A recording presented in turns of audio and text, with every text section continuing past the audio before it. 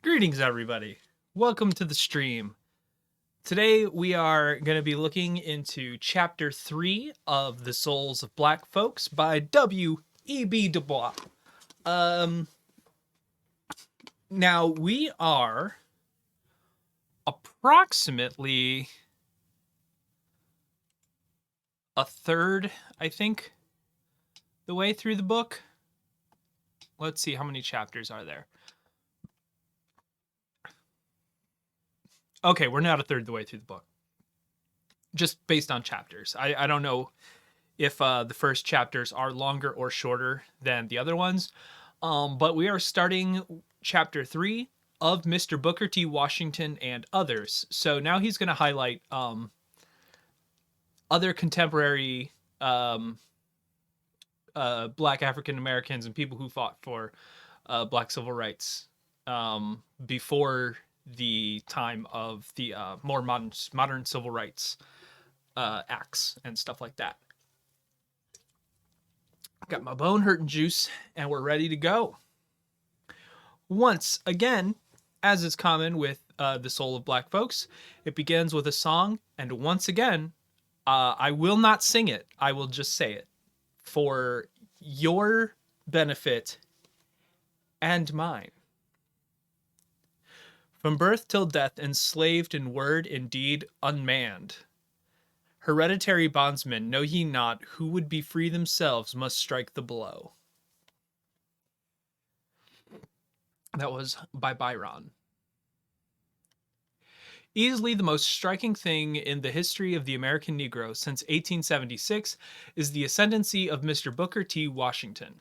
It began at the time when war memories and ideals were rapidly passing. A day of astonishing commercial development was dawning. A sense of doubt and hesitation overtook the freedmen's sons.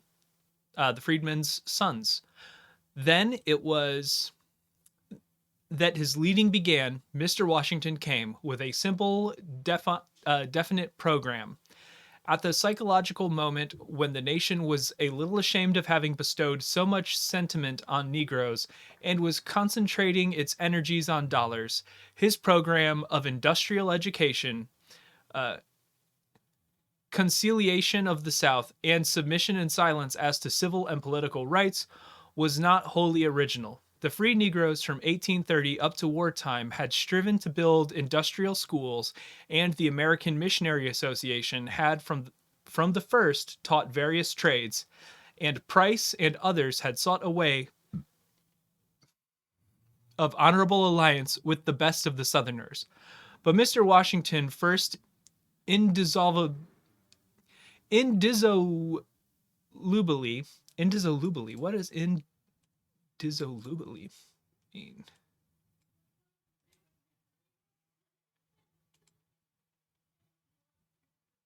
Not dissolvable, incapable of being annulled, undone, or broken.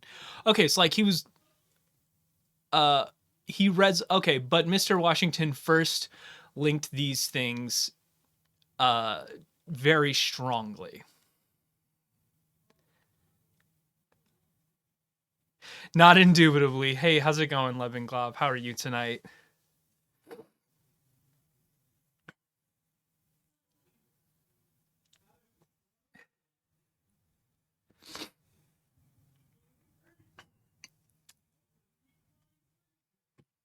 He put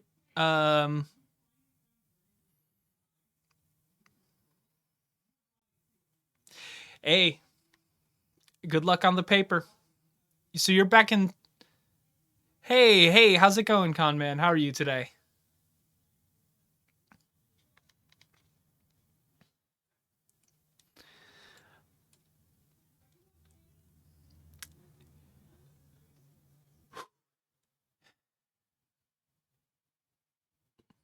Yeah, that makes sense. It's been a long week, and it was already a long week when we got here. And between the events of the last few days and now, it feels like it's been 2 whole weeks in this like little 3-day stretch. I had Monday off. I should be feeling okay for a 4-day work week like, and on my second to last day, but no, I'm fucking exhausted because of all the bullshit. We'll just call it that. Okay, so for those who would like to follow along and read, there is a command that you can do, exclamation point list for a list of all channel commands, or you can do exclamation point book club and get a link directly to the Project Gutenberg version of the book that I am reading, which is the same version of the book that yours truly is reading. Or you can feel free to just listen, follow along, and if you have comments, questions, throw them out there. This is a very, I'm intending this to be a very discussion-orientated type of affair. So I'm very open to hearing thoughts, opinions, and alternative interpretations if something sounds different to you than it does to me. The goal is to work the noodle.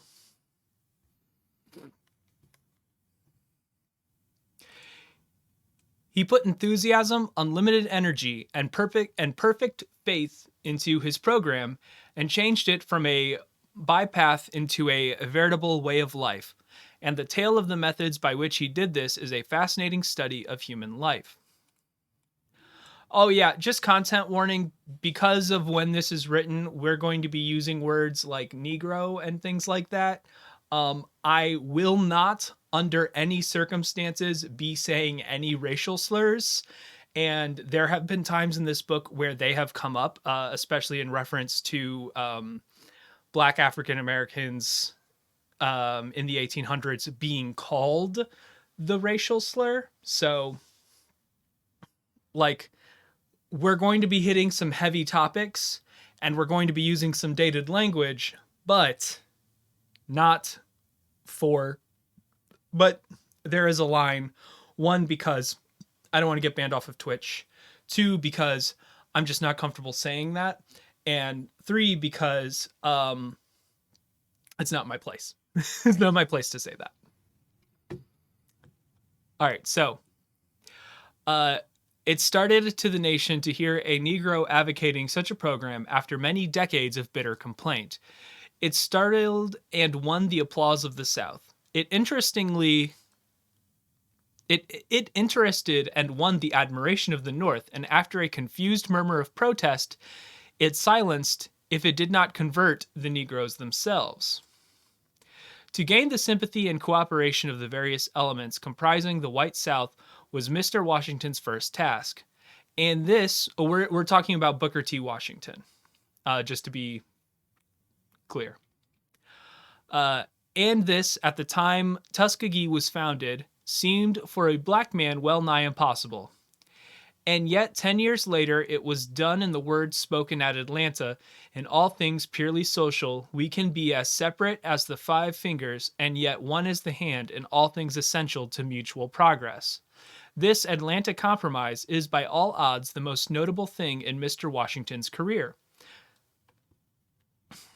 The South interpreted it in different ways. The radicals received it as a complete surrender of the demand for civil and political equality.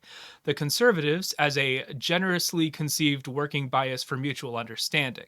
So both approved it, and today its author is certainly the most distinguished Southerner since Jefferson Davis, and the one with the largest personal following.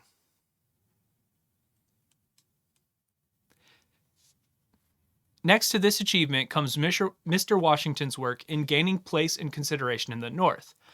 Others less shrewd and tactful had formerly essayed to sit on these two stools and had fallen between them. But as Mr. Washington knew the heart of the South from birth and training, so by singular insight he intuitively grasped the spirit of the age which was dominating the North. And so thoroughly did he learn the speech and thought of the triumphant commercialism and the ideas of material prosperity that the picture of a lone black boy poring over a French grammar amid the wheel amid the weeds and dirt of a neglected home soon seemed to him the acme of absurdities. One wonders what Socrates and St. Francis of Assisi would say to this. Um,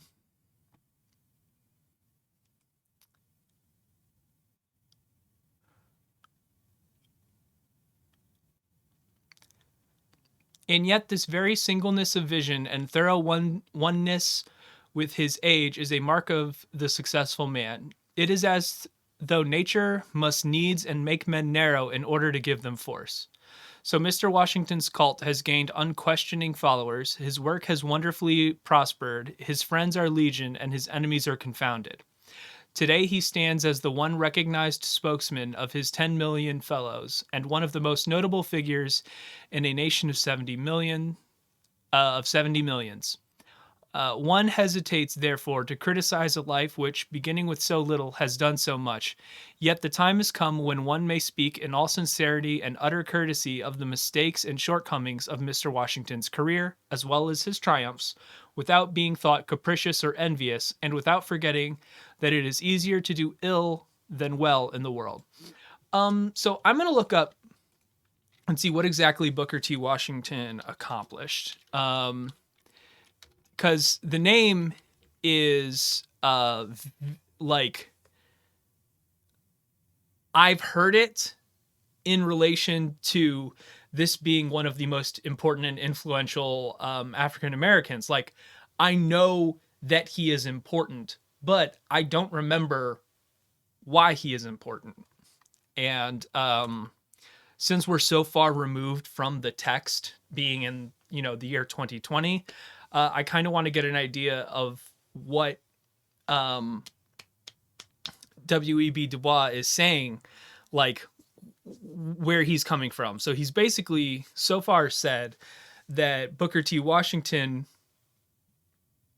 he founded the Tuskegee Institute. So that I know from just what Booker T. Washington said, and like putting that together. It seemed like he might have been in the separate but equal crowd. But kind of before that was a big push. So let's see what Wikipedia has to say about Mr. Booker T. Washington, because we're just gonna look. We're doing this quick and dirty style. I'm not writing an academic paper. I can cheat a little bit. Was an American educator, author, orator, and advisor to several presidents of the United States. I knew he was political too.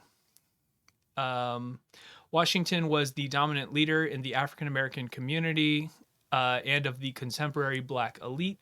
Washington was from the last generation of Black American leaders born into slavery and becoming the leading voice of former slaves and their descendants.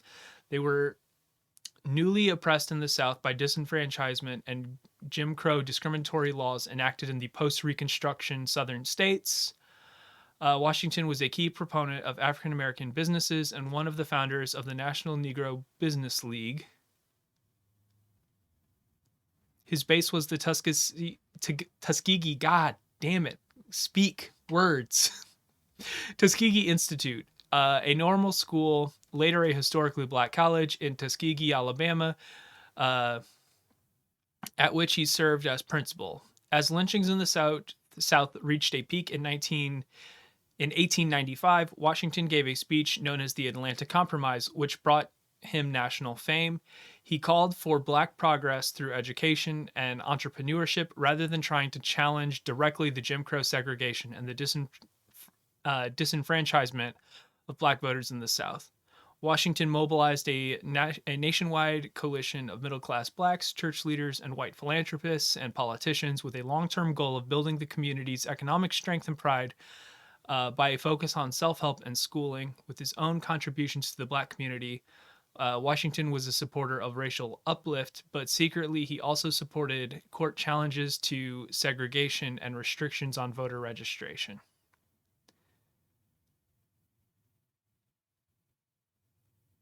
Huh.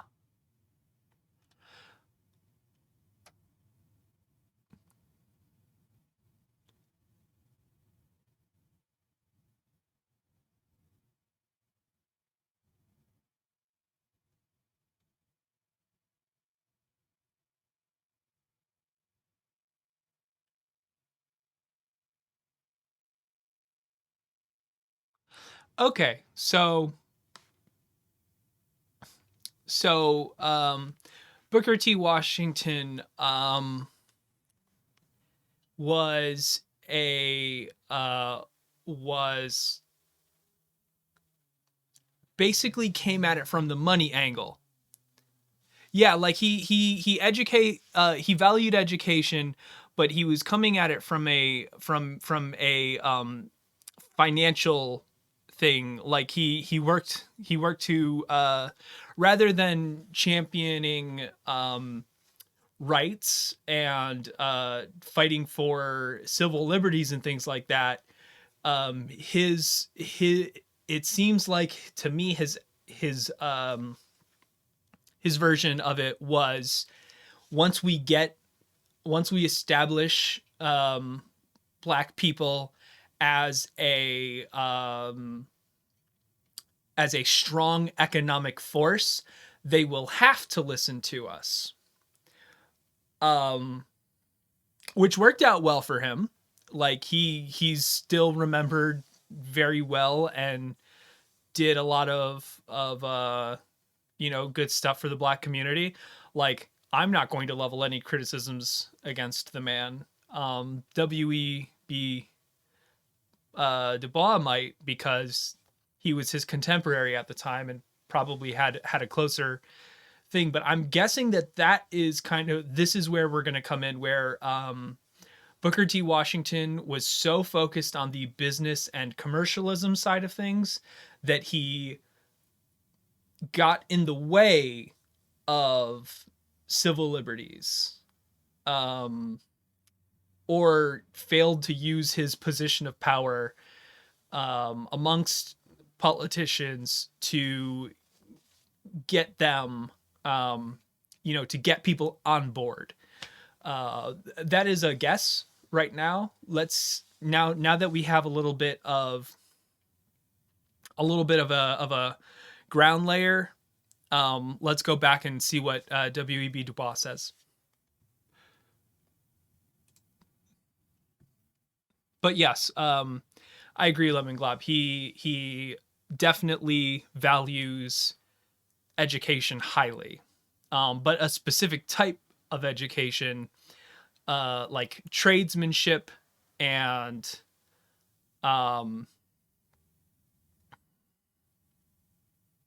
like W.E.B. Du Bois, and so thoroughly did he learn the speech and thought of triumphant commercialism and the ideals of material prosperity that the picture of a lone black boy poring over a French grammar amid the weeds and dirt of a neglected home soon seemed to him the acme of absurdities. So he's basically, yes, useful and productive education. That is that. So not education for the purpose of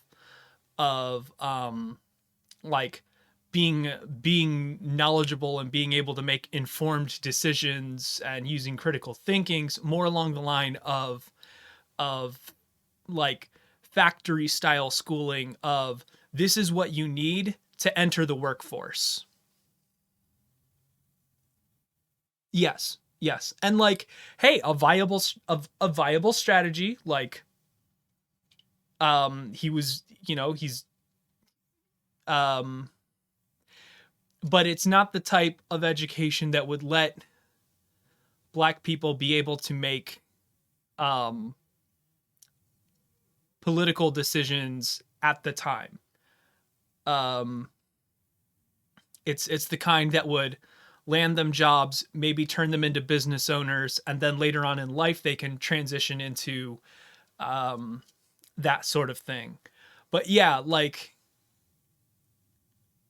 uh, or at least that's what it seems that's what it seems to imply to me right now. That's what the situation seems to be.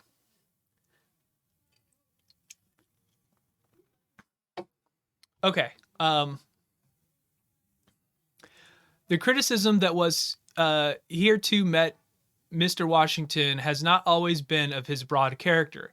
In the South, especially, has he had has he had to walk warily to avoid the harshest judgments, and naturally so, for he is dealing with the one subject of deepest sensitivity to that section. Twice, once when at the Chicago celebration of the Spanish American War, he alluded to the color prejudice that is eating away the vitals of the South, and once when he dined with President Roosevelt, has the resulting Southern criticism been violent enough to threaten seriously his popularity. In the North, the feeling has several times forced itself into words that Mr. Washington's counsels of submission overlooked certain elements of true manhood, and that his educational program was unnecessarily narrow. Usually, however, such criticisms has not found open expression.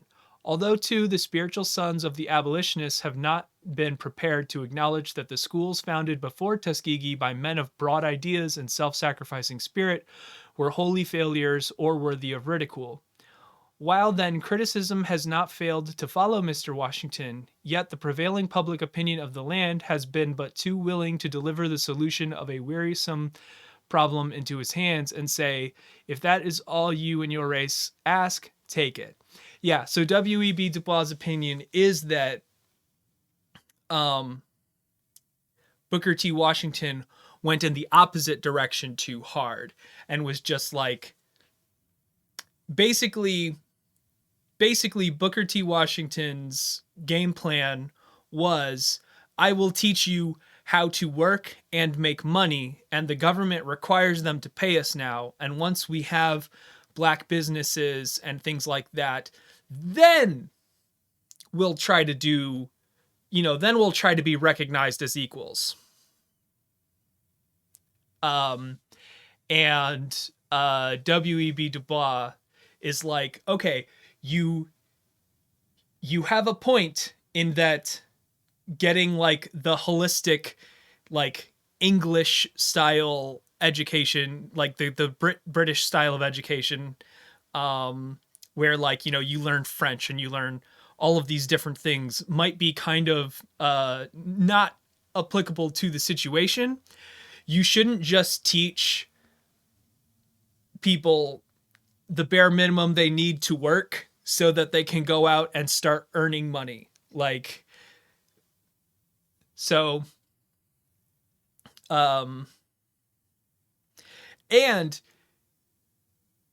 he's saying that Booker T. Washington was specifically avoiding the topics of race, despite being in a position where he could have done something more for his people. Like, he is basically outright saying, you were sitting next to the president, you could have said something, but you didn't.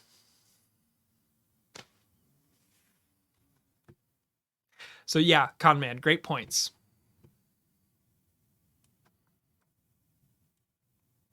Among his own people, however, Mr. Washington has encountered the strongest and most lasting opposition, amounting at times to bitterness, and even today continuing strong and insistent, even though largely silenced in outward expression by the public opinion of the nation. Some of this opposition is, of course, mere envy, the disappointment of displaced demagogues and the spite of narrow minds, but aside from this, there is among educated and thoughtful colored men in all parts of the land a feeling of deep regret, sorrow, and apprehension at the wide currency and ascendancy with which some of Mr. Washington's theories have gained. These same men admire his sincerity of purpose and are willing to forgive much to honest endeavor, which is doing something worth the doing. They cooperate with Mr. Washington as far as they conscientiously can, and indeed it is no ordinary tribute to this man's tact and power that, steering as he must between so many diverse interests and opinions, he so largely retains the respect of all. So yeah, the man is a wheeler and a dealer and damn good at it, and is doing work that is valuable. But he's kind of sacrificing his, maybe not his morals, because I don't know what Booker T. Washington's stance was on these issues, but he's sacrificing the opportunity to do more explicitly for his people.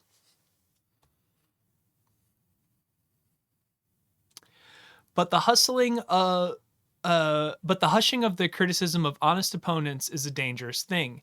It leads some of the best of the critics to unfortunate silence and paralysis of effort, and others to burst into speech so passionately and intemperately as to lose listeners. Honest and earnest criticism from those whose interests are most nearly touched, criticism of writers by readers. This is the soul of democracy and the safeguard of modern society. If the best of the American Negroes receive by outer pressure a leader whom they had not recognized before, manifestly there is here a certain palpable gain. Yet there is also irreparable loss, a loss of that peculiarly valuable education which a group receives when by search and criticism it finds and commissions its own leaders. The way in which this is done is at once the most elementary and the nicest problems of social growth. History is but the record of such group leadership, and yet how indefinitely changeful it is type and character. And of all types and kinds, what can be more instructive than the leadership of a group from within? That curious double movement where real progress may be negative and actual advancement to be relative retrogression. All this is the social student's inspiration and despair. Now, in the past, the American Negro has had instructive experience in the choosing of group leaders, founding thus a peculiar dynasty which, in the light of present conditions, is worthwhile studying. When sticks and stones and beasts formed the sole environment of a people, their attitude is largely one of determined opposition to and conquest of natural forces. But when to earth and brute is added an environment of men and ideas, then the attitude of the impoverished group may take three main forms: a feeling of revolt and revenge, an attempt to adjust all thought and action to the will of the greater good, or finally a determined effort at self realization and self development despite environing opinion. The influence of all of these attitudes at various times can be traced in history of the American Negro and in the evolution of his successive leaders. Before 1750, while the fire of African freedom still burned in the veins of the slaves, there was in all leadership or attempted leadership but the one motive of revolt and revenge, typified in the terrible Maroons, the Danish blacks, and Cato of Stono, and veiling all Americans in fear of insurrection. The liberalizing tendencies of the latter half of the 18th century brought along with kindlier relations between blacks and whites, thoughts of ultimate adjustment and assimilation. Such aspiration was essentially voiced in the earnest songs of Phyllis, in the martyrdom of Atticus, the fighting of Salem and Poor, the intellectual accomplishments of Banneker and Durham, and the political demands of Kufes. Stern financial and social stress after the war cooled much of the previous humanitarian ardor. The disappointment and impatience of the Negroes at the persistence of slavery and serfdom voiced itself in two movements. The slaves in the South, aroused undoubtedly by vague rumors of the Haitian Revolt, made three fierce attempts at insurrection. In 1800, under Gabriel in Virginia, in 1822, under Wesley in Carolina, and in 1831 again in Virginia under the terrible Nat Turner. In the free states, on the other hand, a new and curious attempt at self-development was made. In Philadelphia and New York, color prescription led to a withdrawal of Negro communicants from white churches and the formation of a peculiar social religious institution among the Negroes known as the African Church, an organization still living and controlling in its various branches over 1 million of men.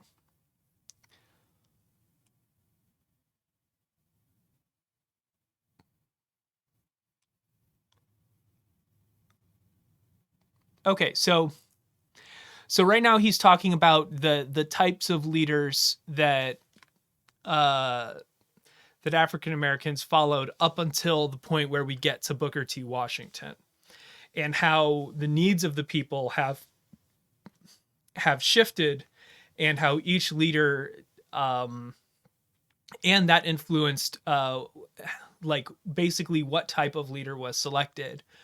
Um, like, yeah, so after the Revolutionary War, when African American soldiers in the Revolution were kind of treated as like, mostly it was mostly in the Revolution it was free men, like free black Northerners who would be who would join the military, and most enslaved African Americans were joining the Loyalist forces because of the Dunmore Proclamation and the Phillipsburg Proclamation. Um, there was only one group of African American soldiers that got their freedom from the Patriots in the American Revolution, called the Bucks of Boston. That was it. It was one group from America. Meanwhile, I think the estimates are that like 100,000 slaves from the 13 colonies were freed through British means. Um, and the fact that it still continued to be slavery still continued in the colonies once they had their independence is just that kind of like, yes, we're founded on freedom, totally, but not for slaves, not for the black people. No, we need them to work. And then when then came the Haitian Revolt, and people continuously, slaves more and more growing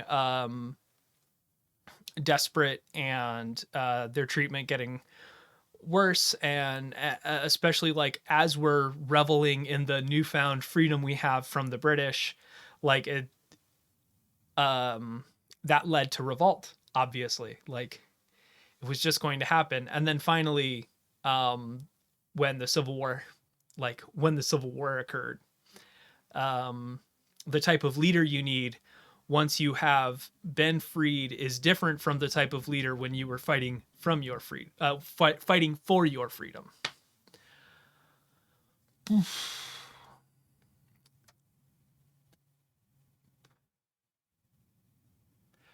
But the other side of that is that the African church was being, like, the leaders of Southern black people and the leaders of Northern black people needed two different things, because black people in the North were already free, but they were still being segregated, and like they were still second class citizens. Um, so they needed kind of like people to fight for their rights. And then after the Civil War, we're all catching up together, like the Southern and the Northern black people needed similar things from their leader, and Booker T. Washington, being very good at providing arguments that satisfied conservatives and extremists, kind of like, and being a shrewd businessman, an educator, and having the ear of important people, and saying ideas that everybody could agree with, like we need to educate black people. Who that supports black people's rights is going to is going to be against that? No one. But then him saying we need to educate black people to work because that's what we're good at. Who on the other side of the argument is going to say that, because they're like, oh, okay. Whew. I thought they wanted to be politicians. I thought they wanted rights. They just want to work and get paid for it. No, okay. And seeing as the government is forcing us to pay them, I guess we can abide by that. Okay, that's fine. Okay,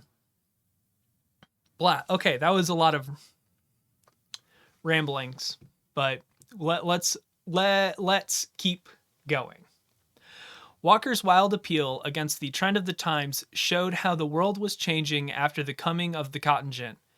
By 1830, slavery seemed hopelessly fastened on the South, and the slaves thoroughly cowed into submission.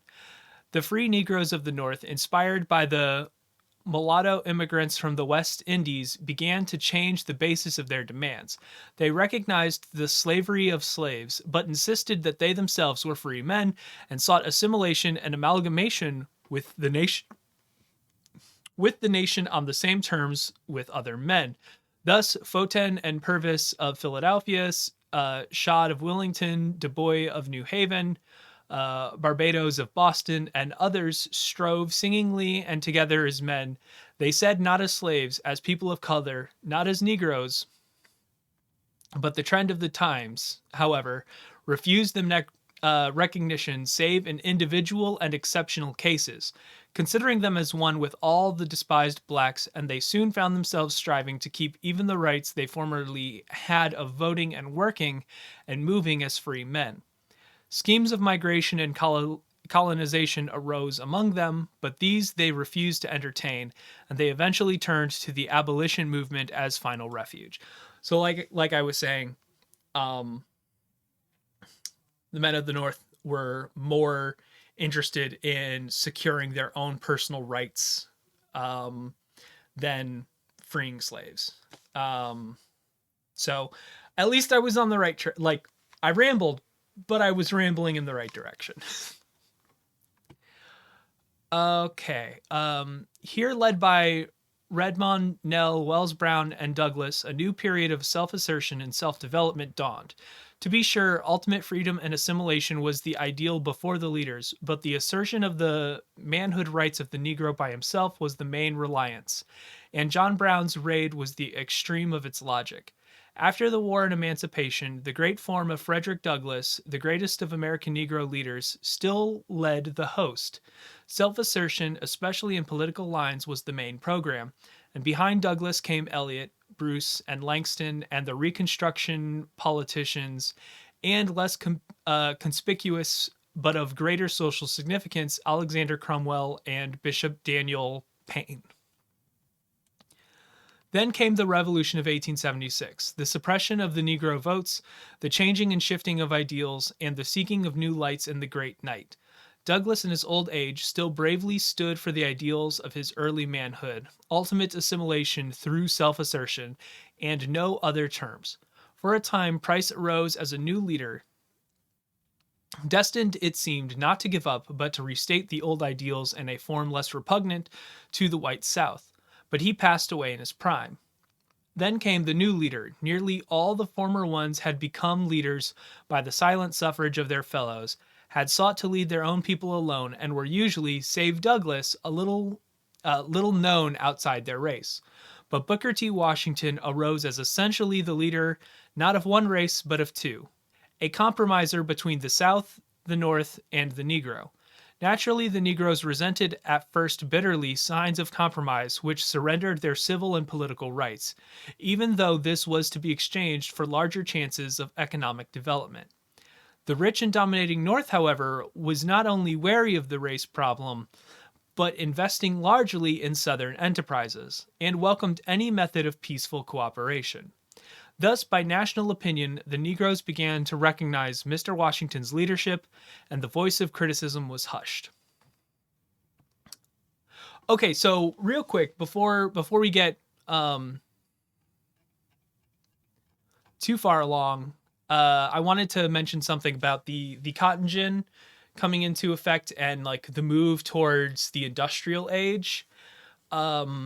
Reliance on slave labor was becoming more and more unnecessary, really, by the advancements that the industrial age brought. Because in order to work in a factory, you need at least some education. But Black people in the South and were largely uneducated because Nat Turner actually because of Nat Turner's rebellion, they a lot of slave owners after that started banning teaching slaves how to read and educating them in any capacity because Nat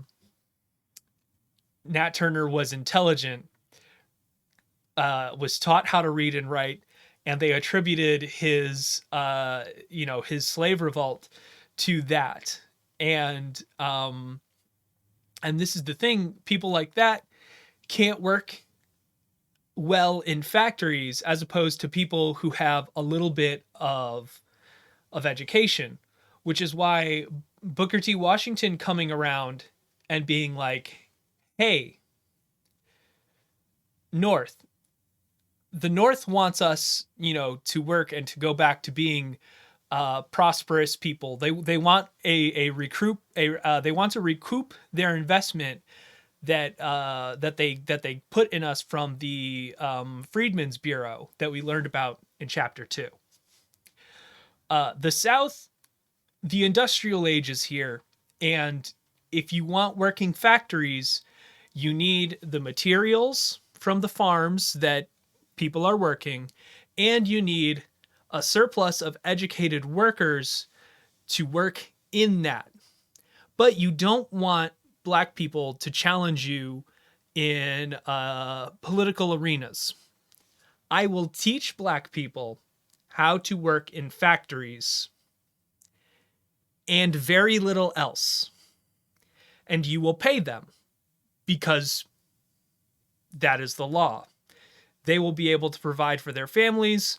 The overall level of economic growth in the Black community will go up, but education will go down.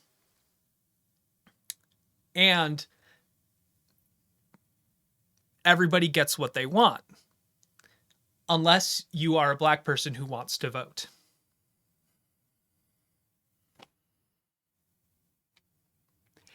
That's my take on that anyways. Do with that information what you will. Mr. Washington represents in Negro thought the old attitude of adjustment and submission, but adjustment at such a peculiar time as to make his program unique. This is in an age of unusual economic development, and Mr. Washington's program naturally takes an economic cast, becoming a gospel of work and money to such an extent as apparently almost completely to overshadow the higher aims of life. Moreover, this is an age where the more advanced races are coming in closer contact with the less developed races, and the race feeling is therefore intensified, and Mr. Washington's program practically accepts the alleged Words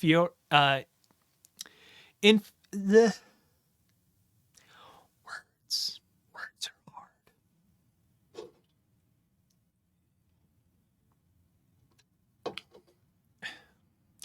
And Mr. Washington's program practically accepts the alleged inferiority of the Negro races. Again, in our own land, the reaction from the sentiment of wartime has given impetus to race prejudice against Negroes. And Mr. Washington withdraws many of the high demands of Negroes as men and American citizens. In other periods of intensified prejudice, all the Negroes' tendencies to self-assertion has been called forth.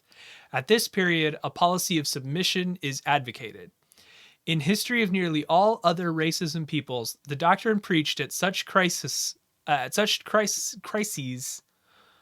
has been that of mainly self-respect is worth more than lands and houses, and that people who voluntarily surrender such respect or cease striving for it are not worth civilizing. In answer to this, it has been claimed that the Negro can survive only through submission, that Mr. Washington distinctly asks that Black people give up, at least for the present, 3 things. First, political power. Second, insistence on civil rights. Third, the higher education of Negro youth, and concentrate all their energies on industrial education and acclimation of wealth and the conciliation of the South. This policy has been courageously and insistently advocated over 15 years and has been triumphant for perhaps 10. As a result of this tender, The palm branch, what has been the return? In these years, there have occurred 1. The disenfranchisement of the Negro. 2. The legal creation of a distinct status of civil inferiority for the Negro. 3. The steady withdrawal of aid from institutions for the higher training of the Negro. These movements are not, to be sure, direct results of Mr. Washington's teachings, but his propaganda has, without a shadow of a doubt, helped their speedier accomplishment. The question then comes, is it possible and probable that 9 millions of men can effectively progress in economic lines if they are deprived of political rights, made a servile caste, and allowed only the most meager chance for developing their exceptional men? If history and reason give any distinct answer to these questions, it is an emphatic no, and Mr. Washington thus faces the triple paradox of his career. 1. He is striving to nobly make Negro artisans, businessmen, and property owners, but it is utterly impossible under modern competitive methods for working men and property owners to defend their rights and exist without the right of suffrage. 2. He insists on thrift and self-respect, but at the same time counsels a silent submission to civic inferiority, such as is bound to sap the manhood of any race in the long run. 3. He advocates common school and industrial training, and depreciates institutions of higher learning, but neither the Negro common schools nor Tuskegee itself could remain open a day were it not for teachers trained in Negro colleges or trained by their graduates.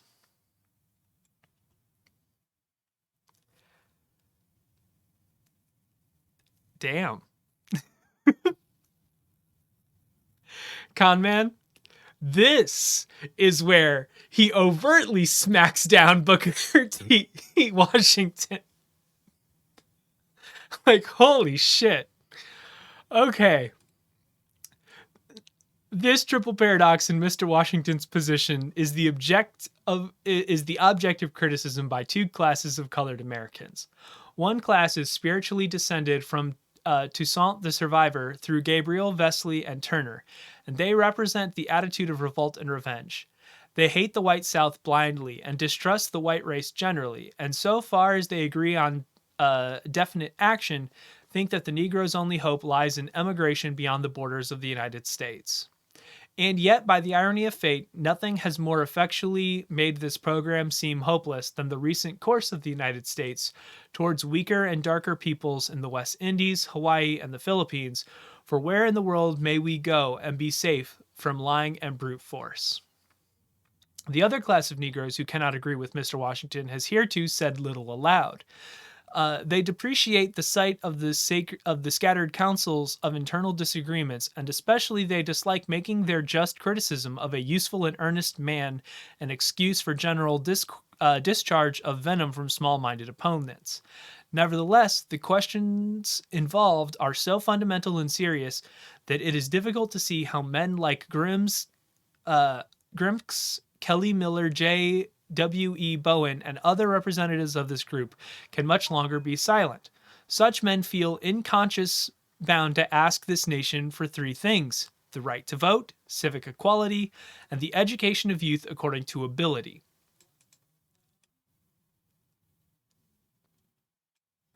One second. Sorry about that.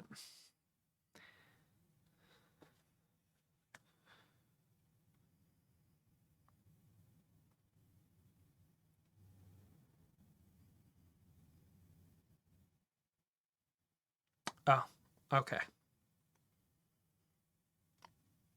Someone on the Facebooks is going live.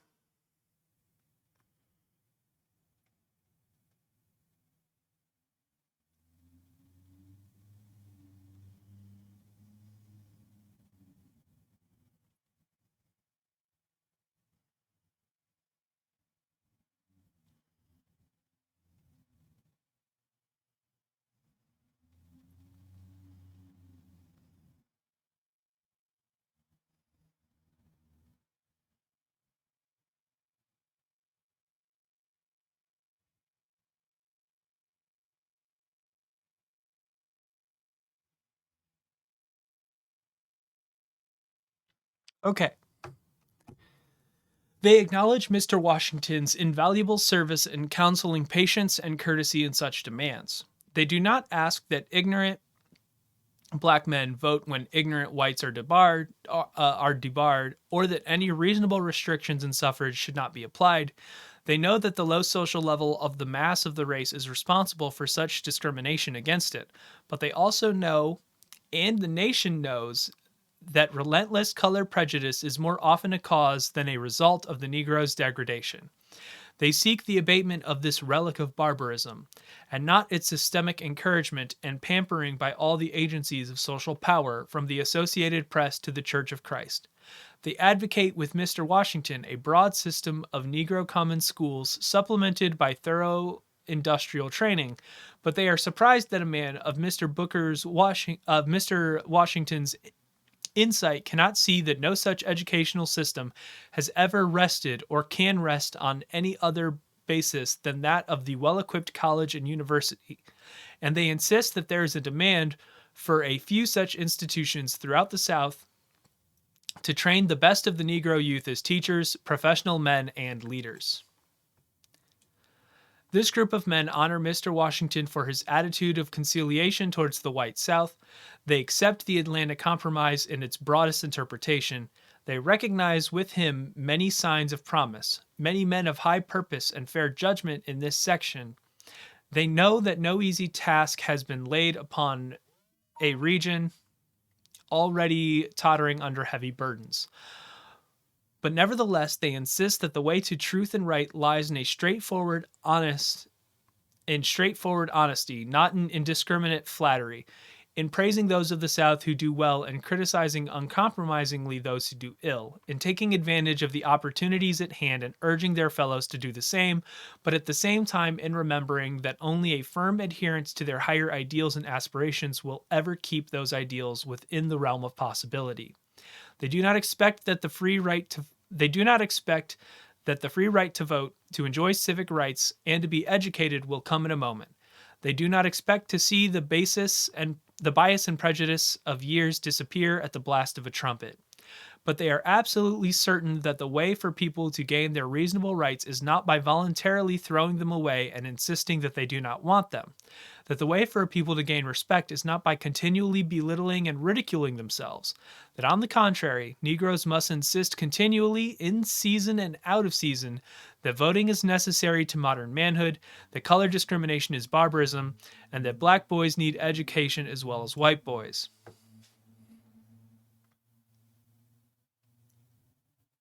Yes, I would change it to people. Black people and white people need education. They need fair access to all of these things. And the fact that we're still dealing with this shit fucking 200 years later is really depressing. But that's why we're here.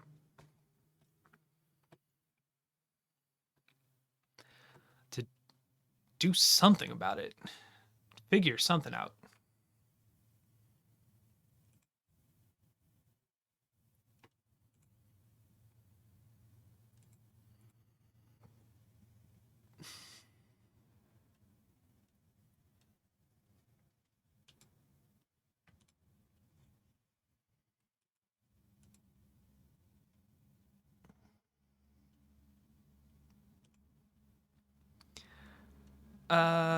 Okay.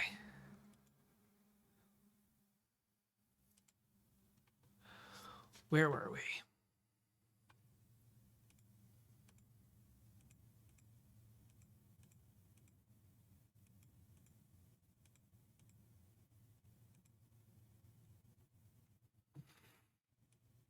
In failing thus to state plainly and unequivocally the legitimate demands of their people, even at the cost of opposing an honored leader, the thinking classes of American Negroes would shirk a heavy responsibility, a responsibility to themselves, a responsibility to the struggling masses, a responsibility to the darker races of men whose future depends so largely on this American experiment, but especially a responsibility to this nation, this common fatherland. It is wrong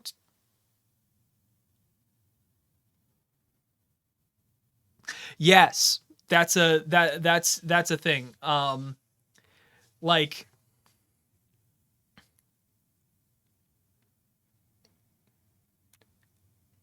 it assumed that the whites at the time would act reasonably. The whites right now can't even act reasonably. And we're like 200 years removed from the Civil War. You telling me dudes 20 years after the Civil War we're going to be like, "Oh, okay. Boy howdy. They sure know how to work and make money. I respect you. You here you go. You may have your rights." Like, no. No, come on, man. I think I don't know. I don't know. It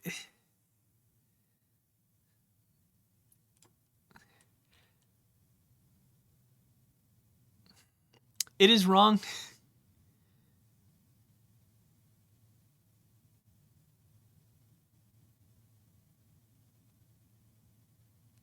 because there was no unified front. Like,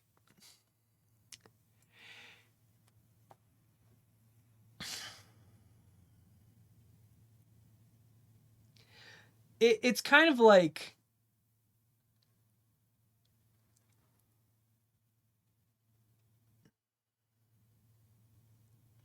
how do you how do you agree with the man who says just be workers, don't try to amount to anything, be content with what they give you, and it'll all work out in the end.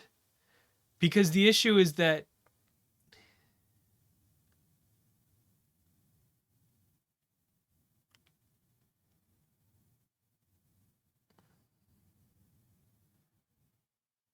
the whites use that against all African Americans.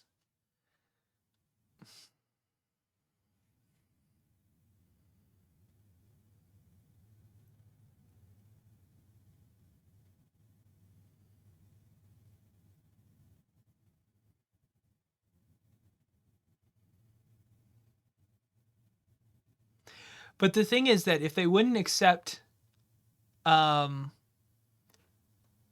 the few black politicians who were becoming more prominent, that's the issue. Is like,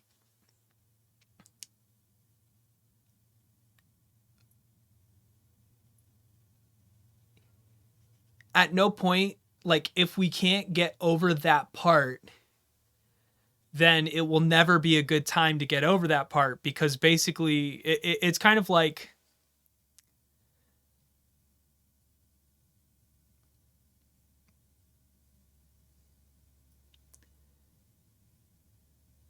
if you roll over to demands because white people are using you as an example to victimize all people, the way to stop that is not to roll over and well well, they fixed the Republicans fixed that problem. They fixed that problem with gerrymandering.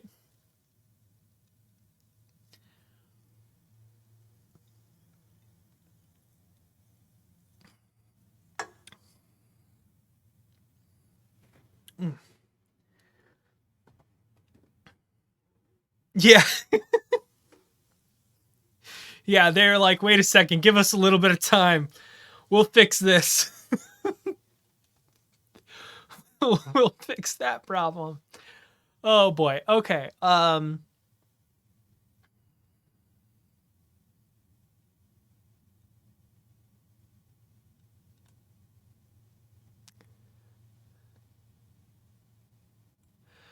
Okay, so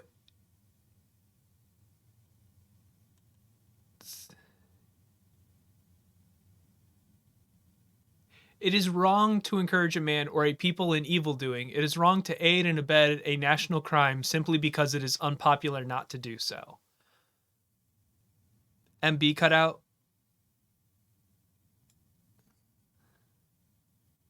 Or you're about to cut out.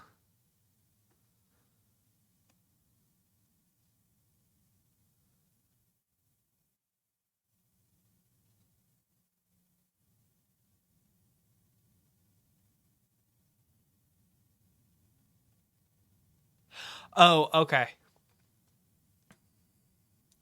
The growing spirit of kindliness and reconciliation between the North and South after the frightful difference of a generation ago ought to be a source of deep congratulation to all, and especially to those whose mistreatment caused the war. But if that reconciliation is to be marked by the industrial slavery and civic death of those same black men with permanent legislation into a position of inferiority, then those black men, if they are really men, are called upon by every consideration of patriotism and loyalty to oppose such a course by all civilized methods, even though such opposition involves disagreement with Mr. Booker T. Washington. We have no right to sit silently by while the inevitable seeds are sown for a harvest of disaster to our children, black and white. First, it is the duty of black men to judge the South discriminatingly.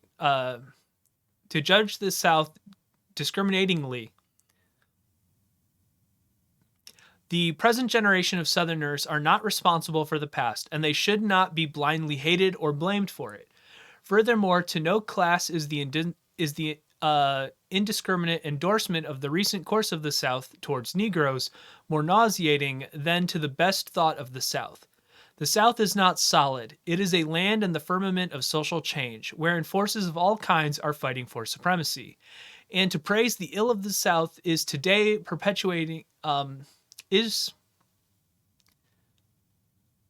and to praise the ill the South is today perpetrating is just as wrong as to condemn the good. Discriminating and broad-minded criticism is what the South needs it for the sake of her own white sons and daughters and for the insurance of robust, healthy mental and moral development. Okay, so this is actually I was on to link this. Okay, we're almost done, by the way. I think I'm going to read the last couple paragraphs of it in one brick, and then we'll round out the discussion and go from there. But to kind of like talk about this in a bit, he's basically saying that we should not generalize basically we shouldn't be using generalizations. We shouldn't be saying, the South is racist. We shouldn't be saying stuff like that. We should be saying there are racist people in the South. There are also people who are supporting black people in the South. People who there are white people and black people who are getting in the way of progress, and there are white people and black people who are helping progress. So to kind of relate this to a current day situation, a lot of news about Ukraine is basically saying stuff along the lines of the country is just like one big haven for Nazis, and it's okay what's happening there because it's they're all Nazis, and like, no, they're not. They are not all Nazis. Are there like neo-Nazi extremist groups in Ukraine? Yes. Were they being funded by the United States government? Yes. They were being funded to fight Russia, basically, to be used as a buffer between Russia and Ukraine, and it worked. And now Russia is using that as a reason to invade. It is what it is. But there are also militant neo-Nazi groups in the United States. Would it be right to say that the United States is full of Nazis? No, it wouldn't.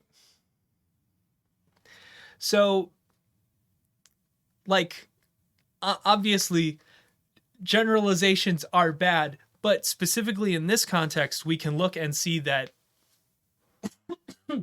excuse me, we can look and see that making uh, generalizations like W.E.B. Du Bois is specifically saying, don't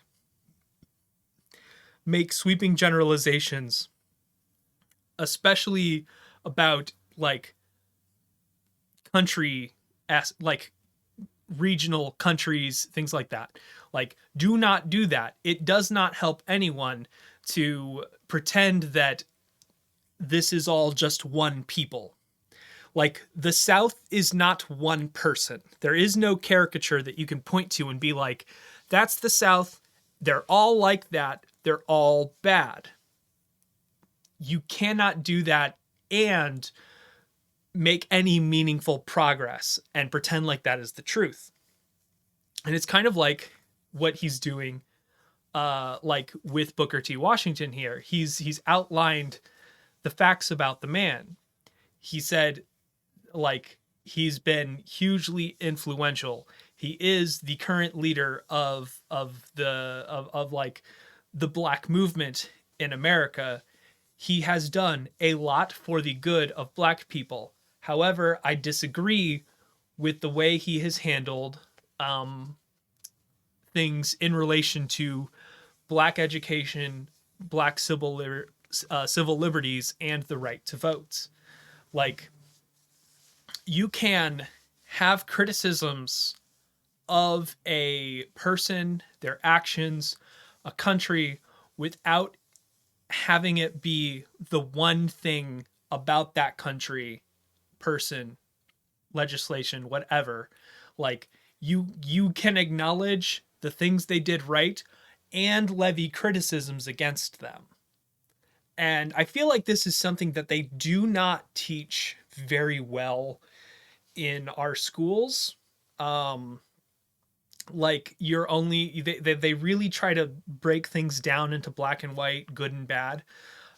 So like the United States government, like, is it good? Is it bad? It does a lot of bad things. It does a lot of good things. Our goal should be to make it do the most amount of good we can make it do under the current system. And that's kind of like that's what I'm about right now. Because I don't think that the United States government is going anywhere in any meaningfully revolutionary way in my lifetime, at the very least. Like, maybe not even 100 years from now, but who knows? So we just have to do the best we can with what we have, but criticizing the shortcomings is something that we should absolutely be allowed to do. It should not be looked on negatively, and that's just something that we're having some trouble with in this day and age. Okay, so we're in the final stretch. We've got 5 paragraphs left, 3 big ones, 2 small ones. Let's get through it.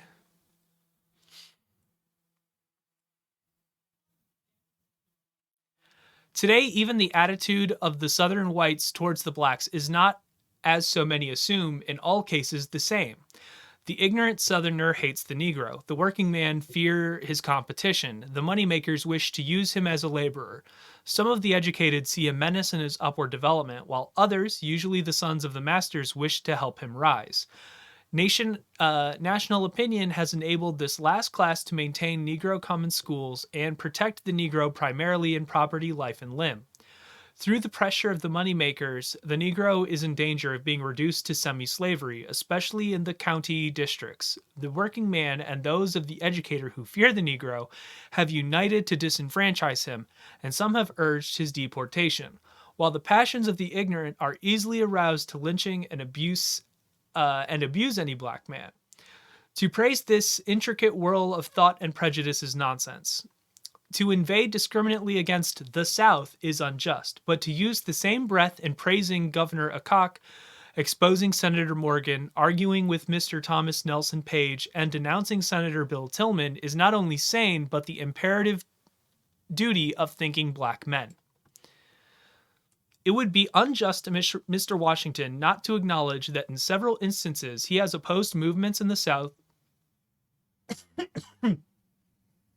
Pardon me. It would be unjust to Mr. Washington not to acknowledge that in several instances he has opposed movements in the South which were unjust to the Negro. He set memorials to the Louisiana and Alabama constitutional conventions. He has spoken against lynching and in other ways has openly or silently set his influence against sinister schemes and unfortunate happenings. Notwithstanding this, it is equally true to assert that on the whole, the distinct impression left by Mr. Washington's propaganda is, first, that the South is justified in its present attitude towards the Negro because of the Negro's degradation.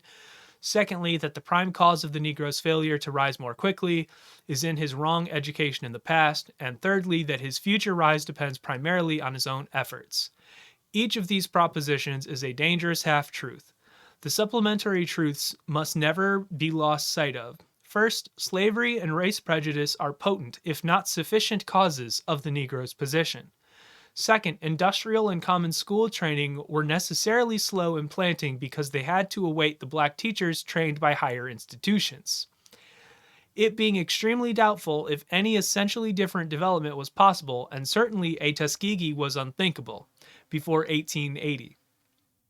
And third, while it is a great truth to say that the Negro must strive, and strive mightily to help himself, it is equally true that unless his striving be not simply seconded, but rather aroused and encouraged by the initiative of the richer and wiser environing group, he cannot hope for great success. This is kind of bootstrapsy, you know, like Booker T. Washington's deal was kind of the current day conservative argument of just fucking pull yourself up by your bootstraps. Just do it. You're poor because you didn't try hard enough. You didn't work hard enough. And we know that that's false. Like, we know that if you aren't born into wealth, it's incredibly unlikely for you to see any upward mobility in economic power. It's not impossible, but it's usually not about how hard you work. It's usually about who you know, how well you can network and connect with people, and finding someone who is, richer, more famous, more well off, more well connected, and using those resources to get ahead. And because most of the wealth in America is controlled by the top 10%, eventually that money is all going to be stuck up there and never go anywhere, as there is nothing meaningfully expensive enough for them to ever drain their coffers. Like, it's just not going to happen. Like, no amount of expenditure will put that money back into the people.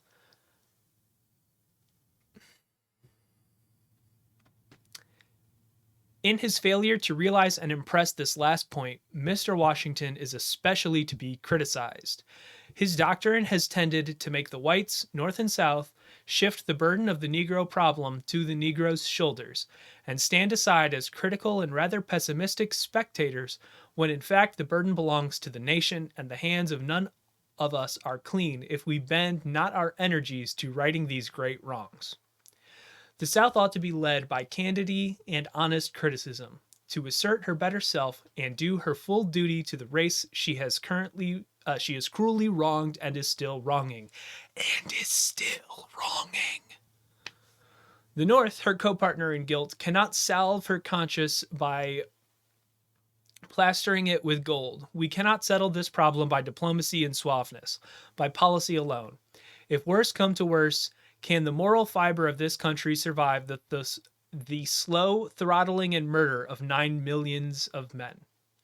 The black men of Africa have a duty to perform, a duty stern and delicate, a forward movement to oppose a part of the work of their greatest leader. So far as Mr. Washington preaches thrift, patience, and industrial training, this for the masses, we must hold up his hands and strive with him, rejoicing in his honor and glorifying in the strength of this Joshua called of God and of man to lead the headless hosts. But so far as Mr. Washington apologizes for injustice, North or South, does not rightly value the privilege and duty of voting, belittles the emasculating effects of caste distinction, and opposes the higher training and ambition of our brighter minds. So far as he, the South, or the nation does this, we must unceasingly and firmly oppose them.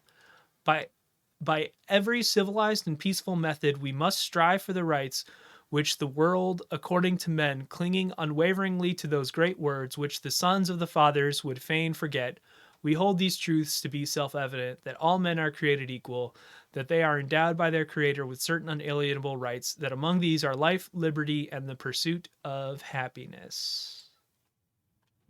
And that, my friends, is the end of chapter 3. So, we have been going strong for 1 hour and 19 minutes. Thanks for keeping track, Mr. Obis. Yeah. And you, Nightbot. Most especially you. Okay, so let's see. So in chapter 3, W.E.B. Du Bois looks over the history and evolution of the leaders of the black culture and people in America from the time of the Revolution, where it was pretty much only northern free black men who either came to power through their political aspirations, be it that, your Crispus Attucks who got martyred by the British, and who they used as a kind of like propaganda piece to get other black freemen from the North to join the military, promising them status and wealth. Then you had after the Revolution in America proper, you had the northern leaders kind of like pushing for rights, privileges, and just to be assimilated into white culture, not not on behalf of all black people, but specifically on behalf of well-educated northern freemen who aren't slaves and are considered a different class of people, and your slave rebellion leaders who were railing against the injustices being experienced by their people.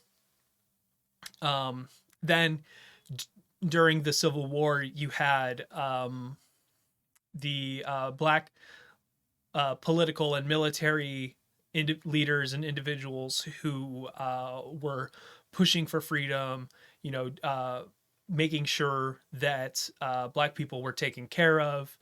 The whole deal with the Freedmen's Guild. And finally, we get to Booker T. Washington, who basically had the knowledge, the forethought, the business acumen, and the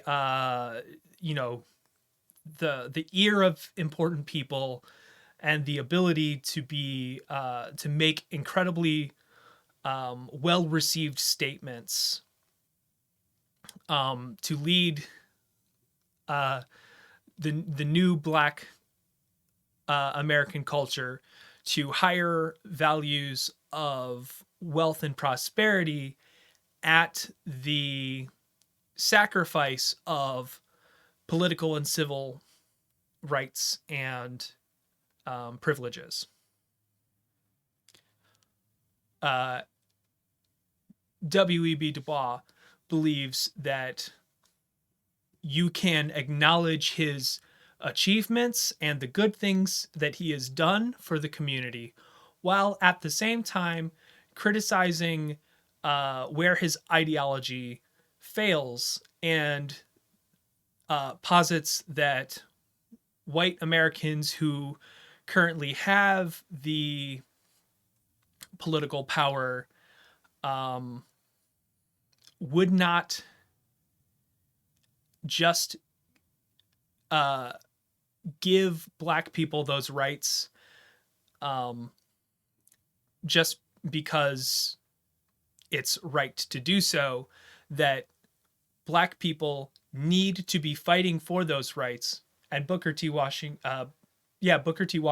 was in a unique place to do so, but because we couldn't, because people wouldn't, because he wouldn't, and because it's looked down upon to criticize people in your own block of in your own sphere, other prominent black leaders at the time were unwilling to criticize him and step up to the plate. And that's what I got. That's what I got so far. That was chapter 3. I will hang out for a second, see if anyone wants to chat about that.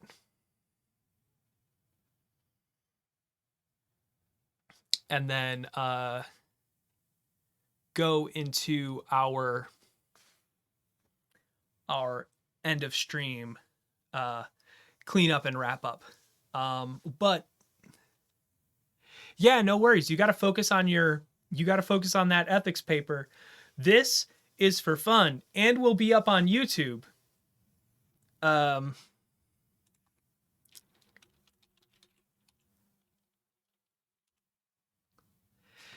Yeah, this will be up on YouTube. Links in the description.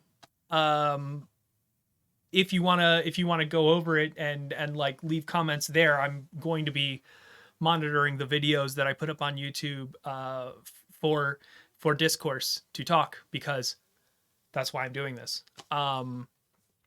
Get your paper done. I appreciate you stopping by, Lemon Glob. Pass that class. Get that paper. But I'm going to go on break real quick to go grab some water. And I'll be right back. So if anyone else wants to leave some comments and things below, we will talk about that. Otherwise, I will go ahead and wrap things up.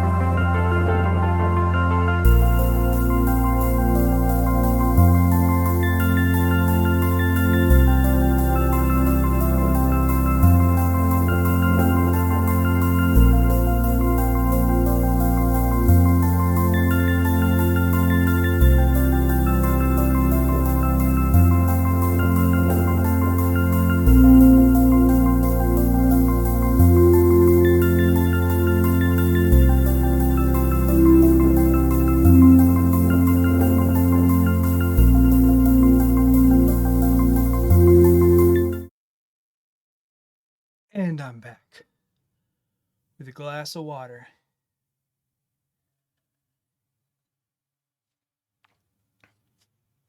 Thanks for stopping in, Lemon Cloud 1. Good to see you again.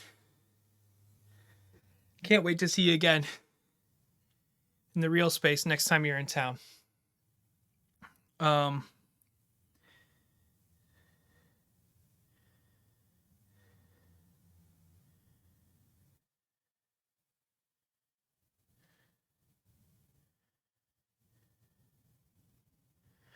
Okay, so let's go ahead and do our end of video wrap up. As you know, I have a Twitch here. I have a YouTube that you may be viewing this on in the future, and I have a Twitter. I also have a Patreon. If you would like to support,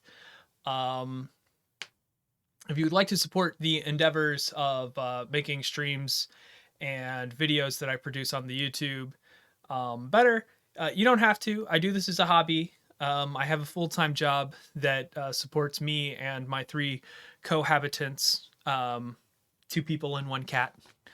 But it would be cool if you feel like it. I would appreciate it. I'd love you from the bottom of my heart. But we also are on the push for affiliate. If I hit 3 average viewers in a 30-day period, I will be blessed by the Bezos to be able to receive subs, bits, and all that jazz, including those free Amazon Bezos bucks subscriptions. Remember, any subscription with Amazon Prime that you do not use is money that stays in Bezos's wallet. It's probably the only actual version of trickle-down economics that actually exists. Funny that. In any case, if we manage to do that in before June, when my birthday is, then sometime in the month of June, we will do a special event stream of some kind. I have not decided what it is yet, but patience, bear with me. We will do something. And then if I don't make it before June, like, we'll do it whenever I do make it. But I'm just putting special emphasis because it would be really cool to be a Twitch affiliate before my birthday. It would be a nice birthday present to me. Thank you, Conman, Lemon Glob, for stopping by and chatting with me today. I would also like to give a shout out to Gwen, Mayhem's mistress, for the raid the other day, and for shouting me out on Twitter. It is greatly appreciated. I can't wait for their Friday Night Fest tomorrow. I think they're finally going to be trying to put the nail in the coffin of the first 5 Nights at Freddy's, and that's going to be pretty exciting. We are also looking forward to the brain go away.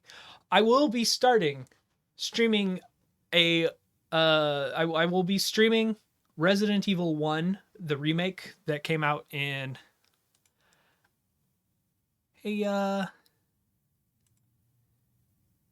when did this come out? Properties.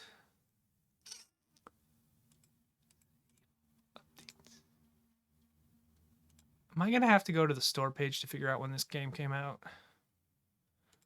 I don't want to go to the store page. I guess we are. But the I don't know if this is the HD remake of it or if it is the like if it's the HD version or just or the actual remake. Sorry, but you're not permitted. June 8th. Fuck off. Okay, whatever. But it's the pretty one. It's the not bad, like the pretty one. I think it's the remake. We're gonna be starting that either tomorrow or sometime this weekend. I haven't decided on an actual day. But that is on the docket. I am taking a break from regular scheduled videos up on my YouTube. We'll probably still do one of those this month, but doing the 4 videos for Black History Month really wiped me out. Even though they weren't as long, just doing the research and putting that all together in such a short amount of time was just a lot. I have started volunteering for Step Up for Trans Youth, a organization that tracks legislation that is targeted towards limiting the rights of transgender individuals, especially youth. And I'm looking forward to doing that, and helping out where I can with them. So looking forward to that. Looking forward to the continuation of that relationship. It is very good, and I'm very happy with it. And other than that, let's see who we can raid.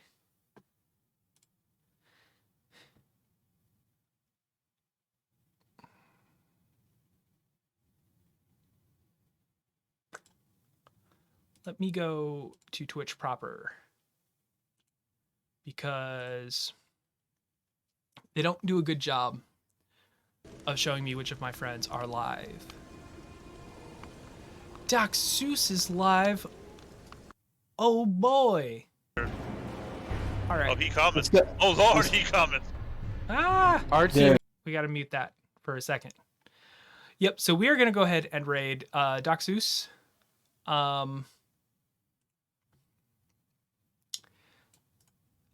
He made a wonderful game called Adios. It is great. It is fantastic. You play as a pig farmer who is getting rid of bodies for the mafia and has decided that he does not want to do that anymore. It is incredibly emotional and one of the most moving games that I have experienced last year. So we're gonna go ahead and do that.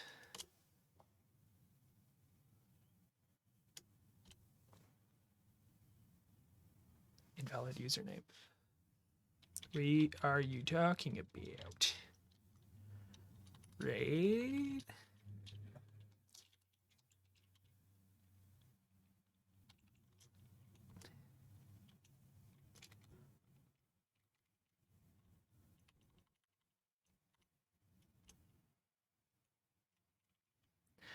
Oh, OBS, why are you being dumb? Yes, there we go.